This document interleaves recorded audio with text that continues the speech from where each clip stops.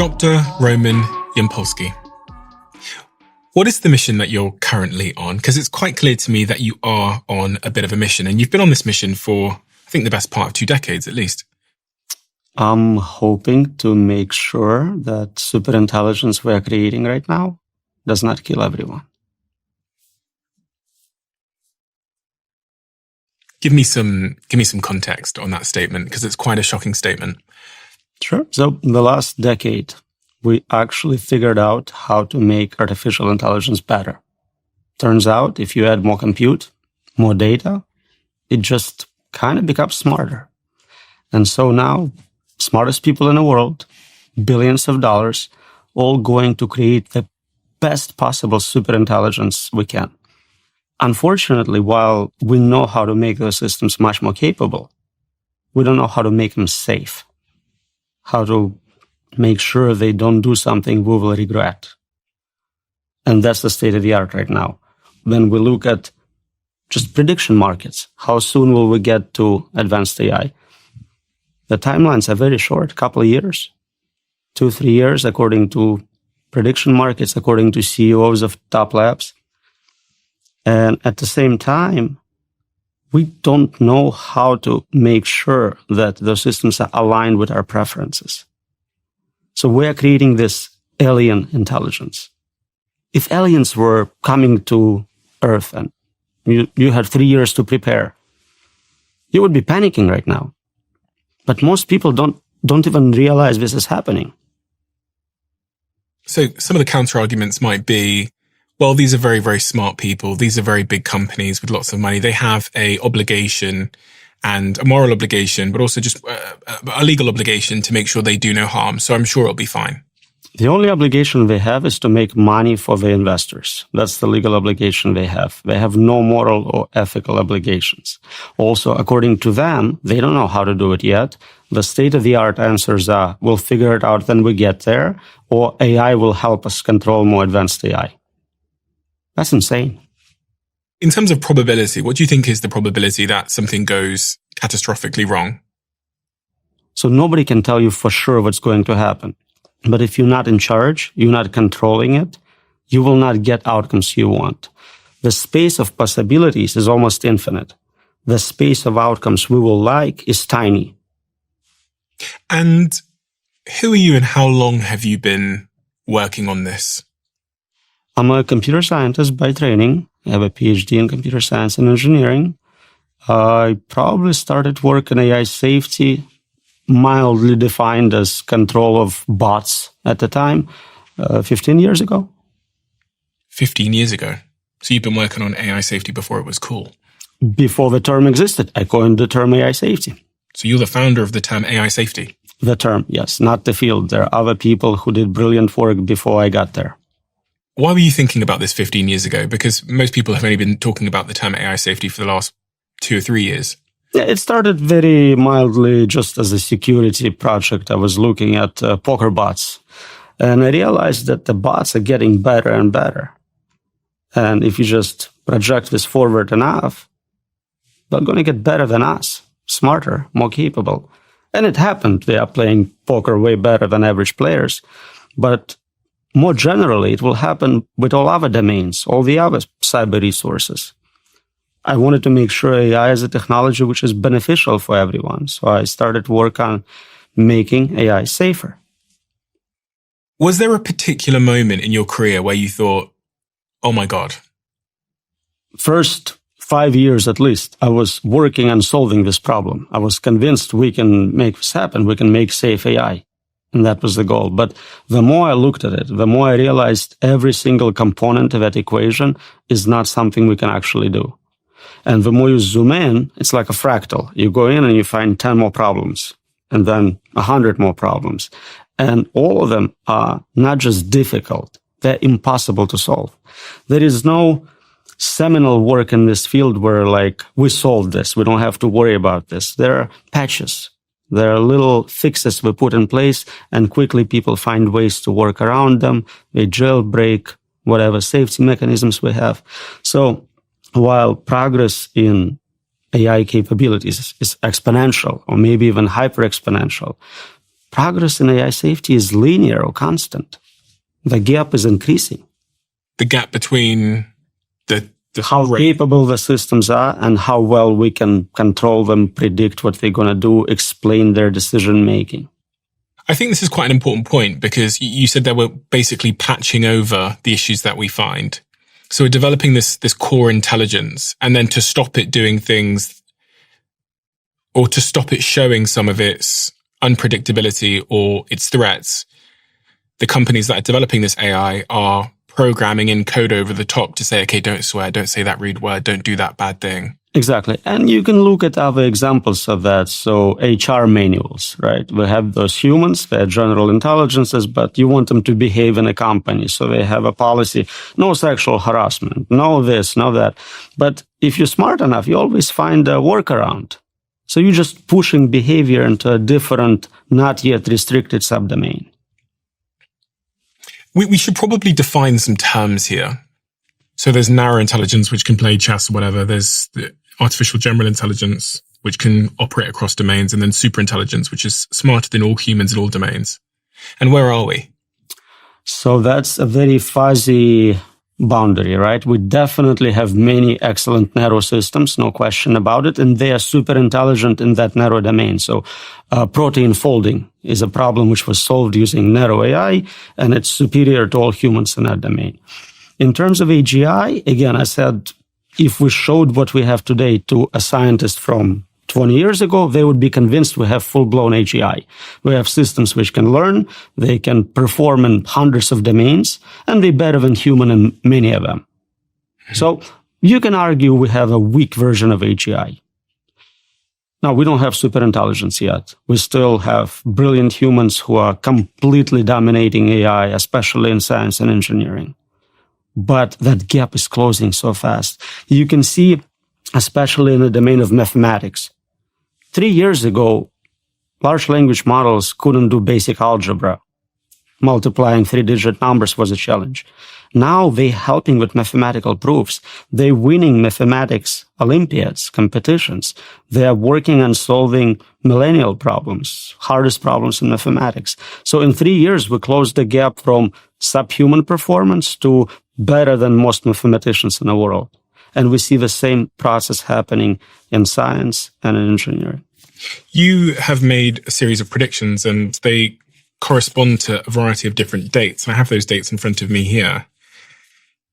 What is your prediction for the year 2027?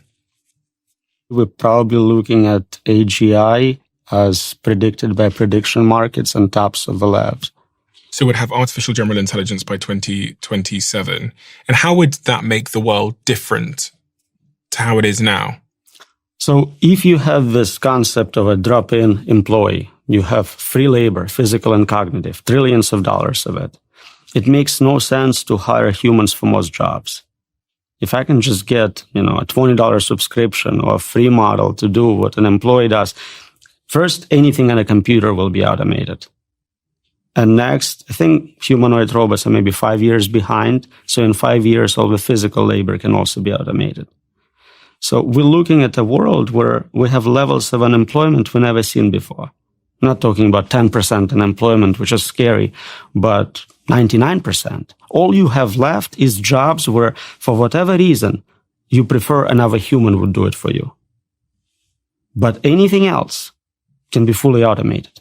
It doesn't mean it will be automated in practice. A lot of times, technology exists, but it's not deployed. Video phones were invented in the 70s. Nobody had them until iPhones came around. So we may have a lot more time with jobs and with world which looks like this. Mm-hmm. But capability to replace most humans in most occupations will come very quickly. Okay, so let's try and drill down into that and stress test it.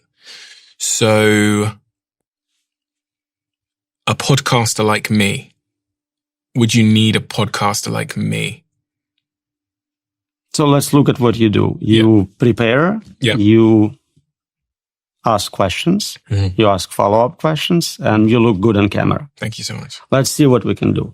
Large language model today can easily read everything I wrote and have very solid understanding better. I assume you haven't read every single one of my books. No. Yeah. That thing would do it. It can train on every podcast you ever did. So it knows exactly your style, the types of questions you ask. It can also find correspondence between what worked really well, like this type of question really increased views. This type of topic was very promising. So it can optimize, I think, better than you can because you don't have a data set. Of course, visual simulation is trivial at this point. So you can make a video within seconds of me sat here and... So we can generate videos of you interviewing anyone on any topic very efficiently, and you just have to get likeness, approval, whatever. Are there many jobs that you think would remain in a world of AGI? If you're saying AGI is potentially going to be here, whether it's deployed or not, by 2027, what kind... And then, okay, so let's take out of this any physical labor jobs for a second. Are there any jobs that you think a human would be able to do better in a world of AGI still? So that's the question I often ask people. In a world with AGI, and I think almost immediately we'll get superintelligence as a side effect. So the question really is, in a world of superintelligence, which is defined as better than all humans in all domains, what can you contribute? And so you know better than anyone what it's like to be you. You know what ice cream tastes to you. Can you get paid for that knowledge? Is someone interested in that? Maybe not a big market. There are jobs where you want a human. Maybe you're rich and you want a human accountant for whatever historic reasons. Old people like traditional ways of doing things. Warren Buffett would not switch to AI. He would use his human accountant. But it's a tiny subset of a market. Today, we have products which are man-made in US as opposed to mass-produced in China. And some people pay more to have those. But it's a small subset. It's almost a fetish. There is no practical reason for it. And I think anything you can do on a computer could be automated using that technology. You must hear a lot of rebuttals to when you say it, because people experience a huge amount of mental discomfort when they hear that their job, their career, the thing they got a degree in, the thing they invested $100,000 into is going to be taken away from them. So their natural reaction, for some people, is that cognitive dissonance that, no, you're wrong. AI can't be creative. It's not this. It's not that. It'll never be interested in my job. I'll be fine because. You hear these arguments all the time, right? It's really funny. I ask people, and I ask people in different occupations. I'll ask my Uber driver, are you worried about self-driving cars? And they go, no. No one can do what I do.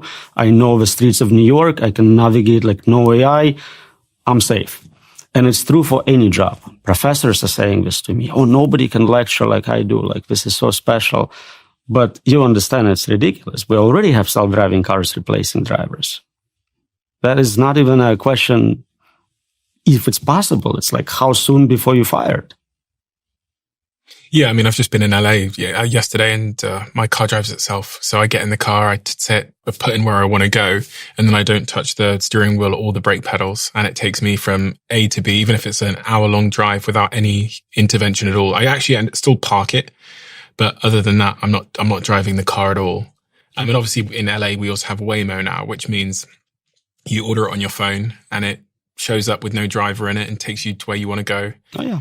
So it's quite clear to see how that is potentially a matter of time. For those people, because we do have some of those people listening to this conversation right now, that their occupation is driving, to offer them and I think driving is the biggest occupation in the world, if I'm correct. I'm pretty sure it is the biggest occupation in the world. Would be one of the top ones, yeah. What would you say to those people?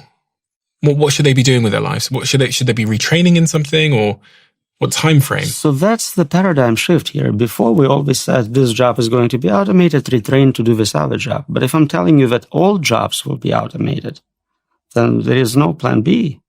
You cannot retrain. Look at computer science. 2 years ago, we told people, learn to code. You are an artist, you cannot make money, learn to code. Then we realized, AI kind of knows how to code and getting better. Become a prompt engineer. You can engineer prompts for AIs. It's going to be a great job. Get a 4-year degree in it. But then we're like, AI is way better at designing prompts for other AIs than any human. So that's gone. So I can't really tell you right now. The hottest thing is design AI agents for practical applications. I guarantee you in a year or two, it's going to be gone just as well. So I don't think there is this occupation needs to learn to do this instead. I think it's more like we as a humanity, then we all lose our jobs. What do we do? What do we do financially? Who's paying for us? And what do we do in terms of meaning? What do I do with my extra 60, 80 hours a week? You've thought around this corner, haven't you? A little bit. What is around that corner, in your view? So the economic part seems easy. If you create a lot of free labor, you have a lot of free wealth, abundance, things which are right now not very affordable become dirt cheap, and so you can provide for everyone basic needs. Some people say you can provide beyond basic needs. You can provide very good existence for everyone. The hard problem is, what do you do with all that free time? For a lot of people, their jobs are what gives them meaning in their life, so they would be kind of lost. We see it with people who retire or do early retirement. And for so many people who hate their jobs, they'll be very happy not working. But now you have people who are chilling all day. What happens to society? How does that impact crime rate, pregnancy rate, all sorts of issues? Nobody thinks about. Governments don't have programs prepared to deal with 99% unemployment. What do you think that world looks like? Again, I think a very important part to understand here is the unpredictability of it. We cannot predict what a smarter than us system will do. And the point when we get to that is often called singularity. By analogy with physical singularity, you cannot see beyond the event horizon. I can tell you what I think might happen, but that's my prediction. It is not what actually is going to happen because I just don't have cognitive ability to predict a much smarter agent impacting this world. Then you read science fiction. There is never a superintelligence in it actually doing anything because nobody can write believable science fiction at that level. They either banned AI, like Dune, because this way you can avoid writing about it, or it's like Star Wars. You have this really dumb bots, but nothing superintelligent ever. Because by definition, you cannot predict at that level. Because by definition of it being superintelligent, it will make its own mind up. By definition, if it was something you could predict, you would be operating at the same level of intelligence, violating our assumption that it is smarter than you. If I'm playing chess with superintelligence and I can predict every move, I'm playing at that level. It's kind of like my French bulldog trying to predict exactly what I'm thinking and what I'm going to do. That's a good cognitive gap. And it's not just he can predict you going to work, you coming back, but he cannot understand why you're doing a podcast. That is something completely outside of his model of the world. Yeah, he doesn't even know that I go to work. He just sees that I leave the house and doesn't know where I go. Buy food for him. What's the most persuasive argument against your own perspective here? That we will not have unemployment due to advanced technology? That there won't be this French bulldog human gap in understanding and, I guess, like power and control. So some people think that we can enhance human minds either through combination with hardware, so something like Neuralink, or through genetic reengineering to where we make smarter humans. Yeah. It may give us a little more intelligence. I don't think we're still competitive in biological form with silicon form. Silicon substrate is much more capable for intelligence. It's faster, it's more resilient, more energy efficient in many ways. Which is what computers are made out of versus the brain. Yeah. So I don't think we can keep up just with improving our biology. Some people think maybe, and this is very speculative, we can upload our minds into computers. So scan your brain, connect comb of your brain, and have a simulation running on a computer. And you can speed it up, give it more capabilities. But to me, that feels like you no longer exist. We just created software by different means, and now you have AI based on biology and AI based on some other forms of training. You can have evolutionary algorithms. You can have many paths to reach AGI. But at the end, none of them are humans. I have another date here, which is 2030. What's your prediction for 2030? What will the world look like? So we probably will have humanoid robots with enough flexibility, dexterity to compete with humans in all domains, including plumbers. We can make artificial plumbers. Not the plumbers. That felt like the last bastion of human employment. So 2030, 5 years from now, humanoid robots. So many of the companies, the leading companies, including Tesla, are developing humanoid robots at light speed, and they're getting increasingly more effective. These humanoid robots will be able to move through physical space, make an omelette, do anything humans can do, but obviously be connected to AI as well. So they can think, talk.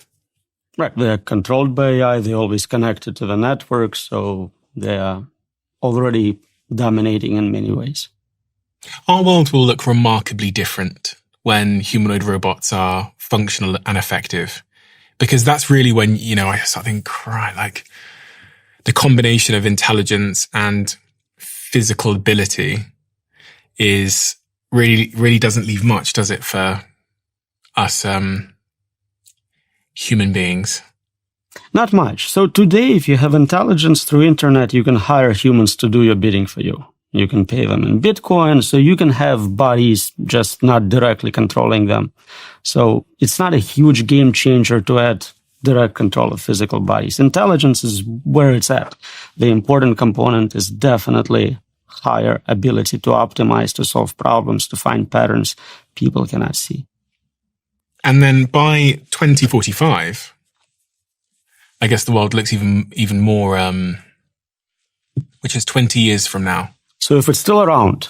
Ray Kurzweil predicts that that's the year for the singularity. That's the year where progress becomes so fast. So this AI doing science and engineering work makes improvements so quickly we cannot keep up anymore. That's the definition of singularity, point beyond which we cannot see, understand, predict. See and understand, predict the intelligence itself, or what is happening in the world? The technology is being developed. So right now, if I have an iPhone, I can look forward to a new one coming out next year, and I'll understand it has slightly better camera. Imagine now this process of researching and developing this phone is automated. It happens every 6 months, every 3 months, every month, week, day, hour, minute, second. You cannot keep up with 30 iterations of iPhone in one day. You don't understand what capabilities it has, what proper controls are. It just escapes you. Right now, it's hard for any researcher in AI to keep up with the state of the art. While I was doing this interview with you, a new model came out, and I no longer know what the state of the art is. Every day, as a percentage of total knowledge, I get dumber.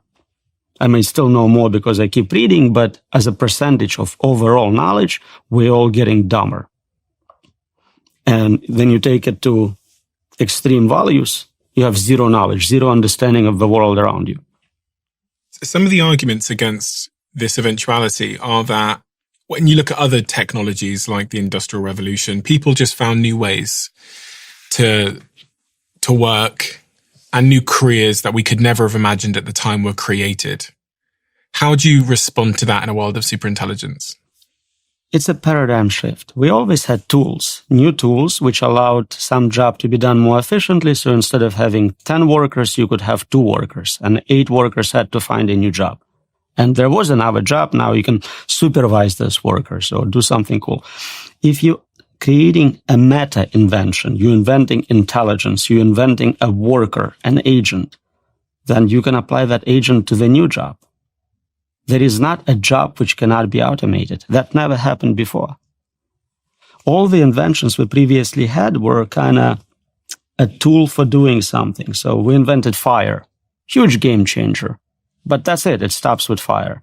We invent a wheel, same idea, huge implications, but wheel itself is not an inventor. Here we're inventing a replacement for human mind, a new inventor capable of doing new inventions. It's the last invention we ever have to make. At that point, it takes over. And the process of doing science, research, even ethics research, morals, all that is automated at that point. Do you sleep well at night? Really well.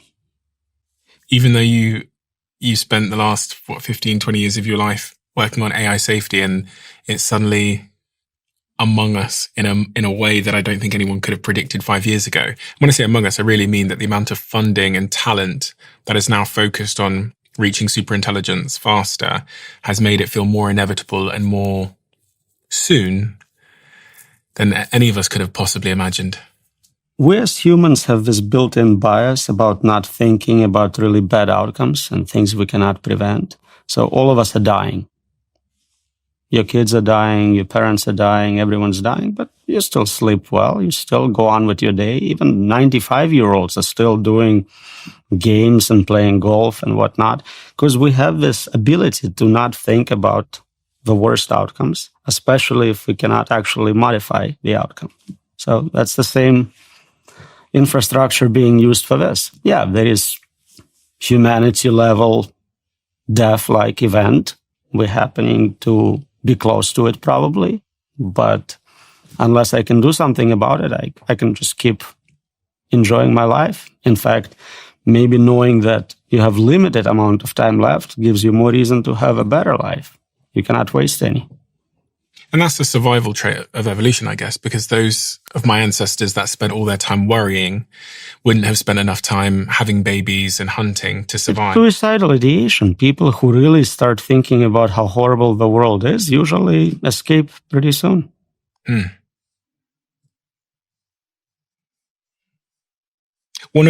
co-authored this paper, analyzing the key arguments people make against the importance of AI safety.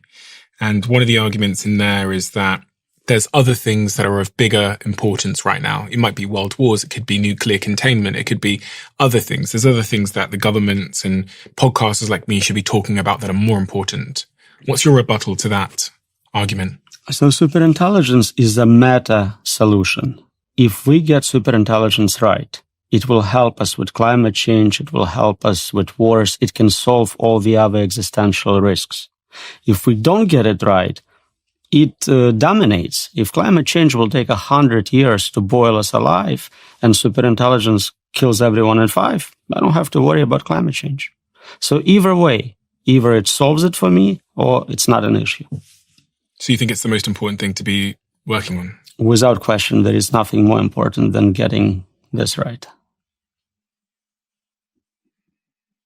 And I know everyone says it. You take any class, but you take English professor's class, and he tells you, this is the most important class you'll ever take. But you can see the meta-level differences with this one. Another argument in that paper is that we all